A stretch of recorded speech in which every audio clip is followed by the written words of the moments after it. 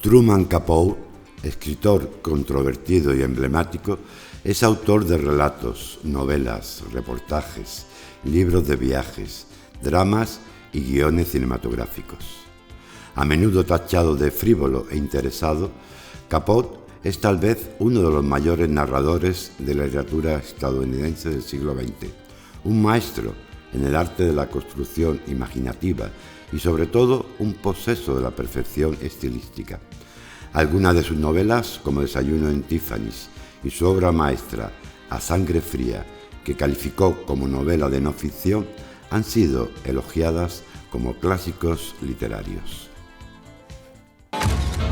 Todos los de la mesa, contadme, de uno en uno, ¿con quién tenéis una aventura? ¿Quién empieza? ¿Cómo consigues que tus amigas te lo cuenten todo? Adivino lo que necesitan y se lo doy. ¿Te has enterado de lo de Tracy? Sí, se opera los ojos. Bill tiene una aventura. No. ¿Qué? Pero si todo el mundo lo sabe. Bueno, seguro que ahora sí. ¿Por qué tú nunca me cuentas cosas tuyas? Porque algún día las utilizarías. Fíjate, repugnante. Las mujeres están mucho mejor vestidas.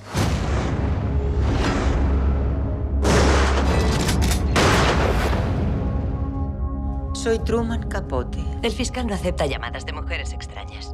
¿Quién dice que sea extraña? ¿Puede confirmar que hay más de un asesino? A menos que fuera hipnotizador. ¿Cómo dice, señora? Sería ilógico pensar que pudo hacerlo un solo asesino. Es una ciudad pequeña, con sus chismes, sus habladurías. Disfrutarás tanto como aquí, puede que más. ¿Les has conocido? Querida, he estado en sus celdas. Lo cierto es que en él la ternura y la crueldad van de la mano. No deberías hacer lo que estás haciendo. Basta con la verdad. Llevo 4 años trabajando ininterrumpidamente en este libro, volcándome en cuerpo y alma, y no puedo publicarlo hasta que los ahorquen. Perry, ¿tú estáis? Por favor, Nell. ¿Crees que tu libro se merece una vida humana?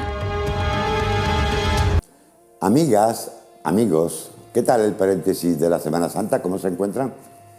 Truman Strephus Person, que conoceremos como Truman Capote, escribió relatos, novelas, guiones y dramas que han sido adaptados a más de 20 películas y series de televisión. Aplaudido en sus inicios por la crítica, que lo consideraba como un discípulo de Edgar Allan Poe, su fulgurante personalidad, homosexual declarado, completamente centrado en conseguir el éxito y finalmente adicto al alcohol y a las drogas, le convirtió en un personaje recurrente de los ecos de sociedad, habitualmente invitado a eventos, fiestas y programas televisivos, gozando en vida de enorme popularidad. Pero en el avance de una de sus novelas, Capote desveló detalles íntimos de varias damas de la alta sociedad norteamericana que admiraban al escritor y le habían convertido en su confidente. Nos referimos a Plegarias Atendidas, una obra publicada póstumamente y que nunca llegó a terminar en parte por el escándalo que causó entre sus círculos de amigos y cuyo título, por cierto, se encuentra entresacado de la siguiente frase de Santa Teresa de Jesús: se derraman más lágrimas por las oraciones contestadas que por las no contestadas. Tachado de traidor, Capote fue expulsado del círculo de sus aristocráticas amistades y se le cerraron para siempre las puertas de la jet set, cayendo en un ostracismo y en un abandono social que no previó. Tras una larga depresión que le arrastró al mundo de las drogas y del alcohol, agravando su crisis emocional, Capote fallecería a los 59 años de edad. Aunque con todo su histrionismo y glamour que siempre le caracterizaron, el resultado final de su vida se encuentre más cerca del chismorreo que del dato, quizás todo ello importe menos que reconocer su intensidad, riqueza y eficacia literarias. Bienvenidos a Maldita Literatura. Hello, ladies. Mind if I sit down? Oh, I wish you could, but we're being joined in just a second. We made New York the capital of the world, the center of everything. And who is at the center of that center? Truman. Truman Capote. He's our great protector, our best friend. We tell him everything, even the awful things we've all done to each other. You earn the face you deserve. Yes, I think so. Oh, my. Truman. These ladies are swans. Why did you write about them? Because they are beautiful and predatory. Why can't it be everything all at once? Sex, money, and an endless adventure. That perfume she wears. Too much for a woman with her face. The stories one hears with secrets and lies is the best thing I've written. You have to pull this. These are portraits of those who have shared their deepest secrets with you. Why would you want to hurt them? This is what a writer does. This is bloody and true and real. Those are your friends you splayed out on those magazine pages. His portrait of us, it's everywhere. He's telling everyone about our secret life. You miserable little. What are you going to do? We destroy him. Is this what you wanted? To be vilified and banished? He's finished. Truman Capote administró su talento con gran habilidad en una narrativa de tono menor, pero de gran eficacia literaria. Empezó en un estilo todavía muy arraigado en la importante referencia regional del gótico sureño, un estilo nocturno, con la morbosidad de su primera novela, Otras voces, otros ámbitos, que muchos creyeron autobiográfica y le hizo famoso. Al año siguiente, en 1949, la célebre editorial Random House publicó su serie de cuentos Un árbol de la noche. Estas primeras obras lo consagran como poseedor de una prosa poética perversa, con una contemplación mítica y nostálgica del sur como un lugar de violada inocencia. Un estilo y preocupaciones muy distintas guiarán sus relatos posteriores, de un tono más diurno, incluso humorístico, en obras como El arpa de hierba, rememoración también de la lírica de la infancia y de la pérdida de la inocencia, pero ahora sin tonos trágicos. Esta obra nos deja la sensación realmente de un diamante secretamente iluminado con colores infantiles. No podemos tampoco olvidar la concisa y magistral lección de cómo la experiencia vivida se transforma en obra de arte literaria de sus tres cuentos: Un recuerdo navideño, Una Navidad y El invitado del Día de Acción de Gracias.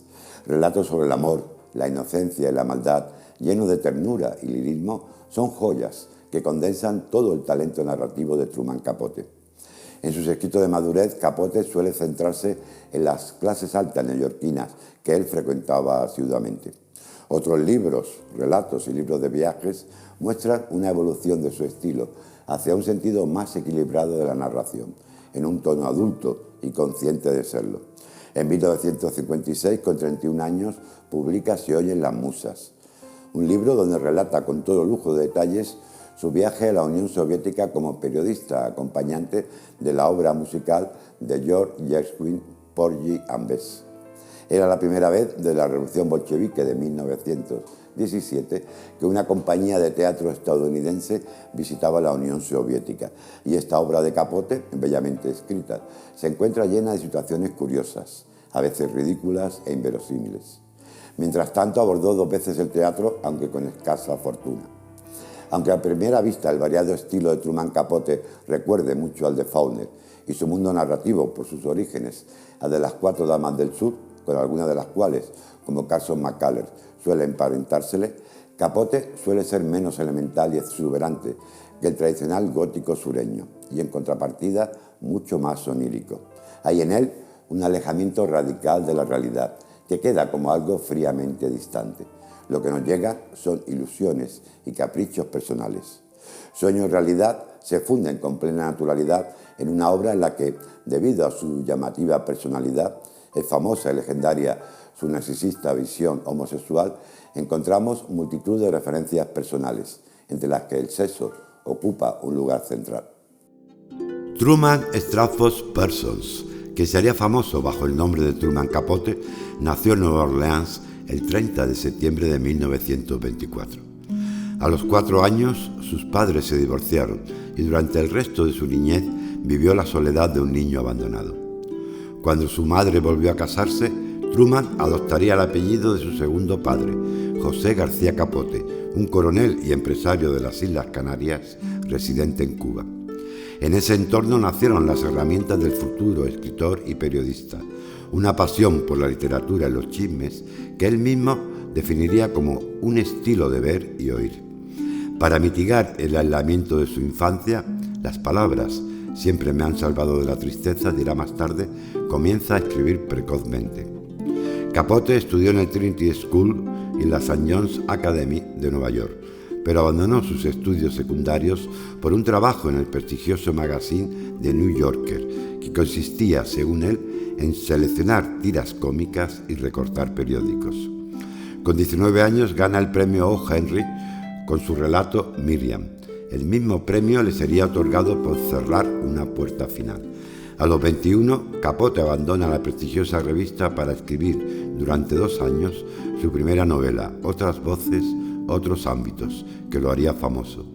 Historia de un niño abandonado que busca en el profundo sur a su padre y termina por elegir a un travestido como figura paternal, la obra impresionó más por sus planteamientos sexuales que por sus méritos literarios. La élite norteamericana que rodeaba a Capote le servirá en 1958 de inspiración para otra de sus novelas más deliciosas, Desayuno en Tiffany's. A menudo tachado de frívolo e interesado, en 1966 Capote dará un vuelco a su carrera aventurándose en un ambicioso proyecto que le consagrará como uno de los grandes autores de la literatura norteamericana del siglo XX, A Sangre Fría. Por esta novela de no ficción, junto a Norman Mailer y Tom Wolfe, Capote será considerado uno de los padres del nuevo periodismo.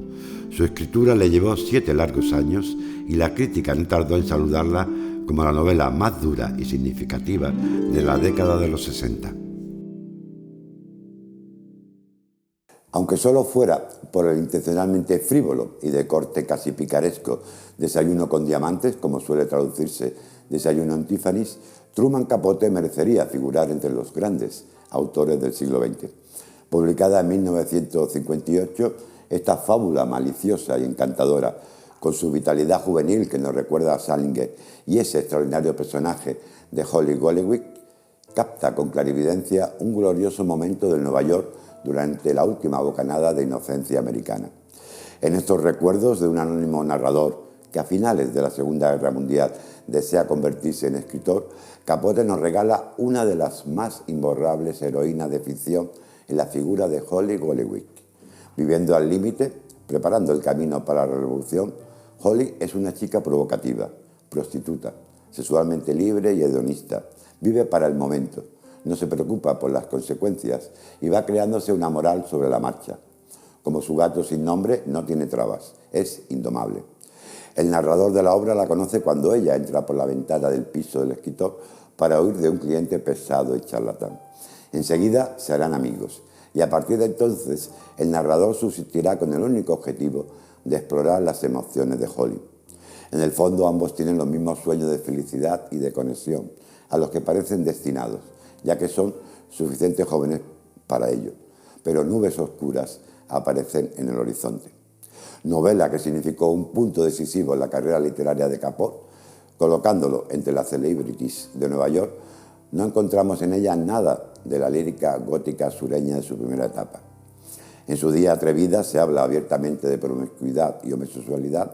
Puede que esta brisa fresca de una época en la que algo así aún era posible en la Quinta Avenida haya perdido parte de su capacidad de impacto, pero su encanto no ha disminuido. Es famosa su adaptación al cine 3 años después, en 1961, a cargo de Blake Edwards, con Audrey Hepburn en el papel principal. Versión moderada y endulzada de la novela para satisfacer los requisitos del Hollywood de la época.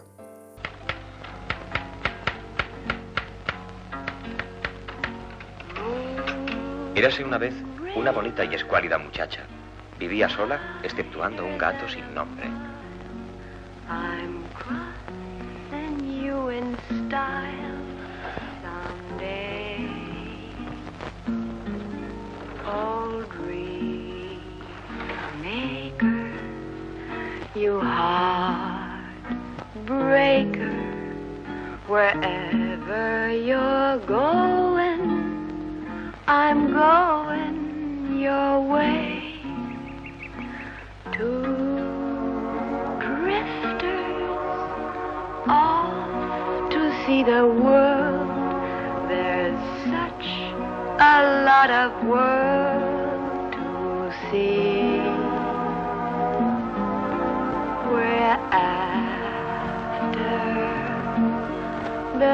same. Rainbows and waiting round the bend. My huckleberry friend, Moon River and me.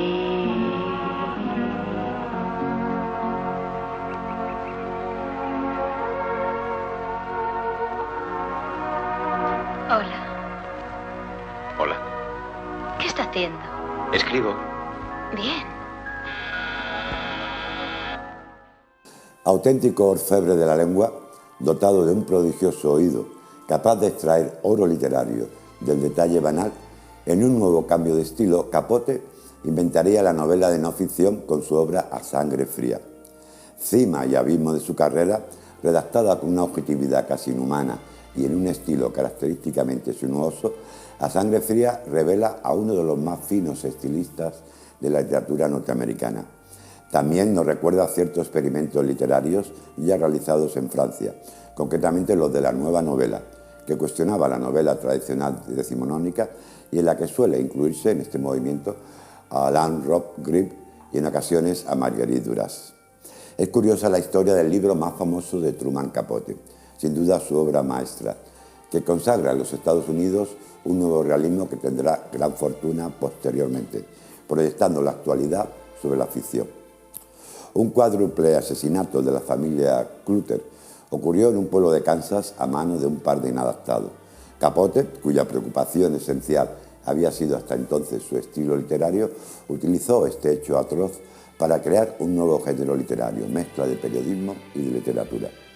Para otros, Rodolfo Walsh, que acabó siendo asesinado a tiros por la dictadura militar argentina, con su obra Operación Masacre se habría anticipado en 10 años a esta invención de Capote. Sea como fuere, Capote, junto con su amiga y autora del libro Matar a un ruiseñor, Harper Lee, se trasladó a Kansas, donde permaneció más de 5 años. Interrogó al vecindario y se ganó la confianza y amistad de los asesinos, a los que asiduamente entrevistó hasta su ejecución por la horca y que se despidieron de él con afecto. Capote quería saber de qué manera un hombre puede llegar a semejante crimen. Intuyó asimismo que el hecho de tomar notas inhibe a la persona interrogada y se ejercitó en memorizar todo cuanto le decían. Para la redacción final de su obra maestra encontró la paz que necesitaba en la Costa Brava catalana, en el pueblecito pesquero de Palamós, donde pasó 3 largos veranos, 1960, 61 y 62. En 1967, año siguiente al de su publicación, A Sangre Fría es llevada al cine por Richard Bruce, en una magnífica y redonda película de idéntico título, en la que el narrador será el propio Truman Capote.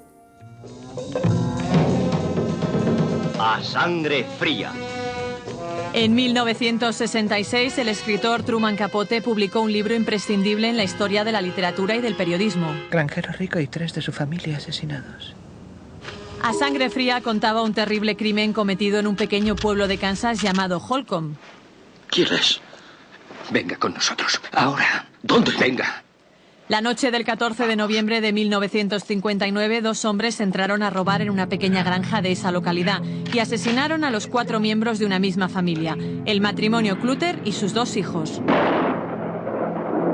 ¿Quién puede asesinar a 4 personas a sangre fría por una radio portátil, unos binoculares y 40 míseros dólares? No te extrañes. Las calles están llenas de hombres que lo harían. Truman Capote reconstruía minuciosamente en el libro estos brutales hechos, las últimas horas de las víctimas, la investigación policial y, sobre todo, la personalidad de los asesinos, Dick Hickok y Perry Smith. Tiene algo... No sabría decir concretamente qué es. No me atrevería a decir que es tierno, pero... Lo cierto es que en él parece que la ternura y la crueldad van de la mano. El libro se convirtió pronto en un éxito de ventas. Buenas noches, neoyorquinos. Y gracias por acudir a esta primera presentación. La primera muestra que se ofrece de la nueva obra de Truman Capote, A Sangre Fría. Fue calificado de obra maestra y dio origen a un nuevo género literario. Después de Desayuno con Diamantes, voy a abrir una nueva senda. Estoy inventando un género literario totalmente nuevo. La novela documental. El encargado de llevar esa obra a la gran pantalla fue Richard Brooks, un gran guionista que durante toda su carrera se especializó en adaptar al cine obras de grandes escritores como Tennessee Williams, Scott Fitzgerald o Dostoyevsky. La película es una adaptación muy fiel al libro de Capote. Richard Brooks quiso hacer hincapié en esa siniestra cara oculta de la sociedad que representan los dos asesinos y cómo interrumpen bruscamente el perfecto sueño en el que vivía instalada la América de los años 50. Y si esto le ha pasado a una familia tan decente, nadie está a salvo. Todo ello acompañado de una inquietante fotografía en blanco y negro y una excelente banda sonora compuesta por Quincy Jones.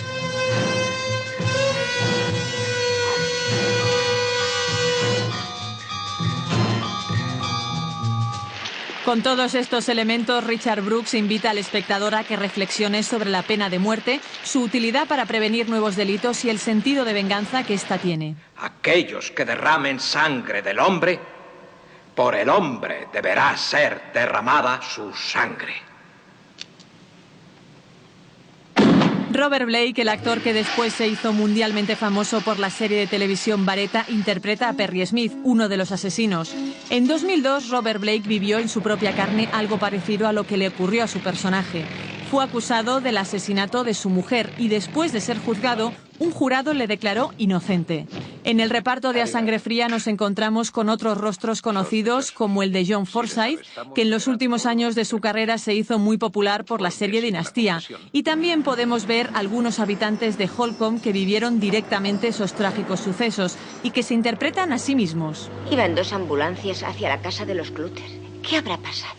Después de publicar A Sangre Fría, Truman Capote fue incapaz de escribir ninguna otra novela. Los sucesos que recrea tan magistralmente le cambiaron la vida. Y viendo esta película, la amargura, angustia, crueldad y desesperanza que desprende, podemos comprenderlo. Porque en definitiva, tanto el libro como el film hablan de algo universal: la fragilidad, la fugacidad de la vida y la fina línea que la separa de la muerte. Capote utilizó el crimen descrito en A Sangre Fría como punto de partida para un examen más detenido de los valores en los Estados Unidos. Los respetables Clutter son tan 100% estadounidenses que parecen inventados, mientras que los asesinos semejan brutales versiones reales de la cultura del rebelde, al estilo James Dean. Capote reconstruye minuciosamente el mundo de las víctimas, pero su verdadero interés reside en las emociones de los asesinos y los motivos que pudieron llevarlos a cometer semejante crimen, sacando así a la luz el lado oscuro, las profundidades psicológicas del sistema de vida norteamericano a través de estos inquietantes caracteres. Hasta tal punto sintió fascinación Capote por uno de los criminales que lo consideró como un alter ego de sí mismo. También se llegó a sugerir que los veredictos finales del juicio estuvieron condicionados por el modo con el que Capote había descrito a los asesinos. Desde este prisma, A Sangre Fría se vuelve aún más profunda e inquietante, poniendo sobre la mesa el debate de la relación entre ficción y realidad y las diferencias y solapamientos entre sus respectivas responsabilidades éticas. Pero este intenso y laborioso trabajo de investigación dio los frutos que su autor esperaba: la creación de una novela periodística, es decir, de una obra que tuviera la credibilidad de una noticia, la inmediatez de una película, la precisión de un poema y la profundidad de la prosa. En el momento de su publicación se vendieron más de 300.000 ejemplares y A Sangre Fría permanecería durante 37 semanas en la lista del New York Times de los libros más vendidos. Estoy nervioso. ¿Sí? El señor Truman Capote y la señorita Nell Harper Lee. Somos nosotros. ¿Dónde las dejo, señor? Déjenles ahí mismo, entre las puertas. ¿Qué diablos te has traído? Solo un par de cositas. Muchas gracias. De nada. Es un honor tenerle con nosotros, señor.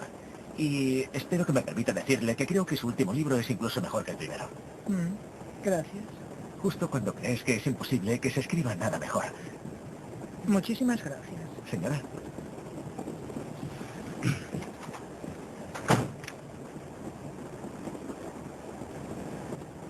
Eres patético. ¿Qué? Le has pagado para que dijera eso. Le has pagado para que dijera eso.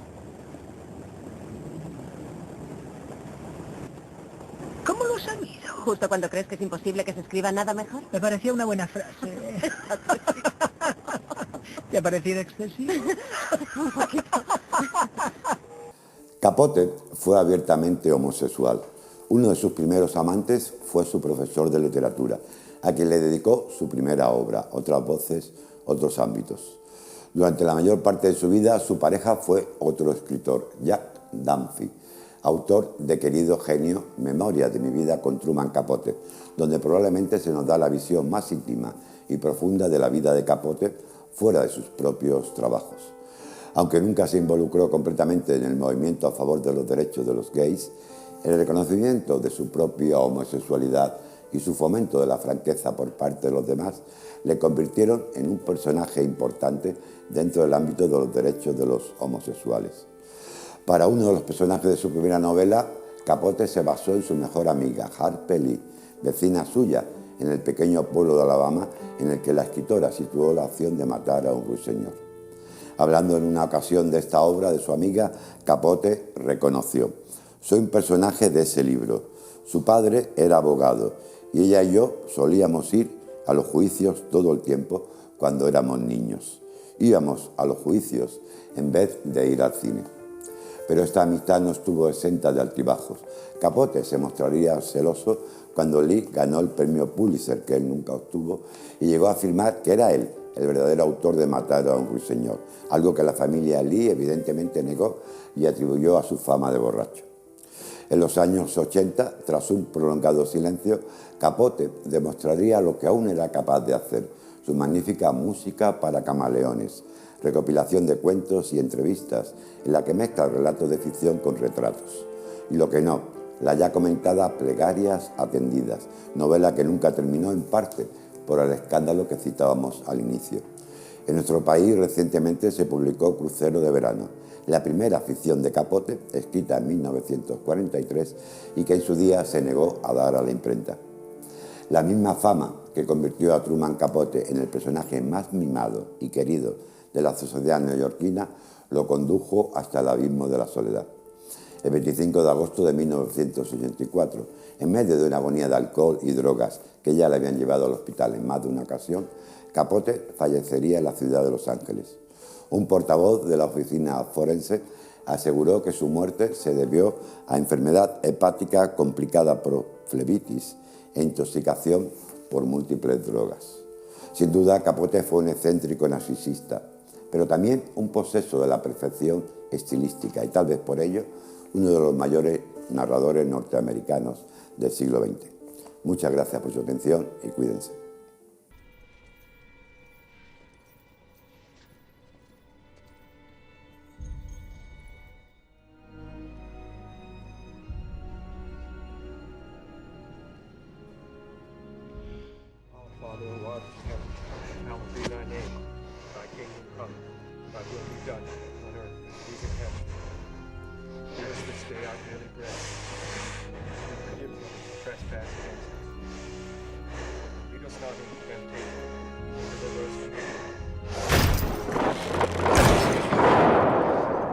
What is this thing called love?